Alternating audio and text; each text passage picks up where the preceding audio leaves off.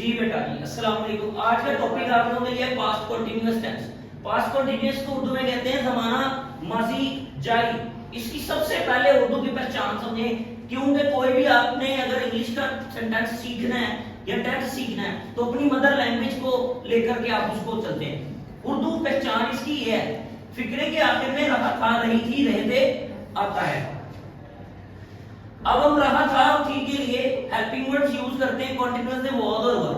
ठीक है जी, अगर था और थी आएगा सेंटेंस में तो वाज यूज करेंगे, अगर थे यूज करना हो तो हम लोगों के लिए वर आएगा। ठीक है, थे के साथ हम वर यूज करेंगे।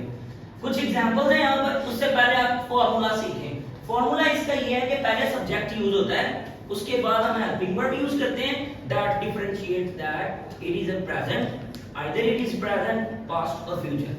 हेल्पिंग वर्ड बहुत जरूरी होते हैं, ये कॉन्टिन्यूअस टेंसेस के अंदर प्रेजेंट, पास्ट और फ्यूचर में डिफरेंशिएट करते हैं। तो पास्ट के हेल्पिंग वर्ड हमारे पास कितने हैं?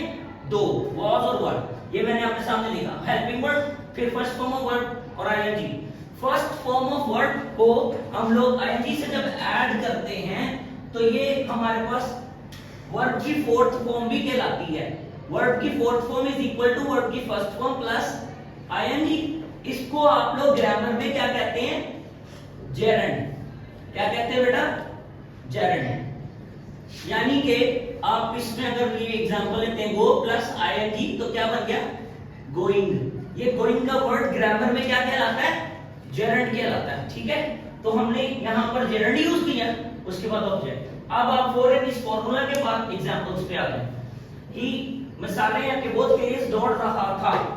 फॉर्मूला में लिखा हूं मैंने, आपके सामने लिखता हूं कि ही, शी, इट और नेम के साथ और आई के साथ वाज यूज करते हैं, फिर वर्ब की फर्स्ट फॉर्म आईएनजी और फिर ऑब्जेक्ट। इसी तरह वी, दे और यू के साथ वर्ब का हेल्पिंग वर्ड यूज किया जाता है, first form of verb ING और ऑब्जेक्ट। अब एग्जांपल्स हैं, वो तेज दौड़ रहा था, he was running fast, he was running fast।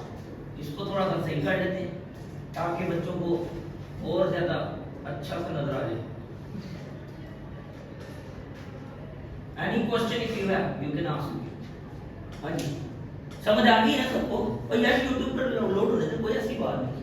आपको क्वेश्चन पूछना है तो करें, क्यों भाई? जब आपको समझ आई नहीं है थोड़ी सी तो बेटा पूछो, जितने नहीं समझ आई जी प्लीज है तो पूछ लो।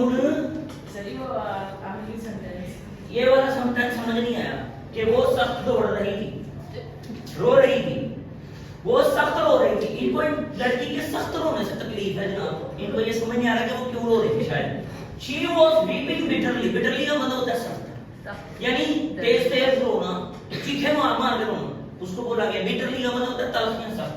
तुम कहानी सुना रहे थे, तुम का मतलब you were telling a story. तो आज का टॉपिक ये है कि कंटीन्यूअस टेंस है तो उसकी पहचान सबसे पहले देखें, रहा था, रही थी, रहे थे, और उसके बाद हम लोग इसके फार्मूला के मुताबिक इसको सॉल्व करें कि सब्जेक्ट के साथ वाज और वर का इस्तेमाल, first form of verb ING और साथ ऑब्जेक्ट। आई होप कि आपको अंडरस्टैंड हो गया। Thank you so much for this video.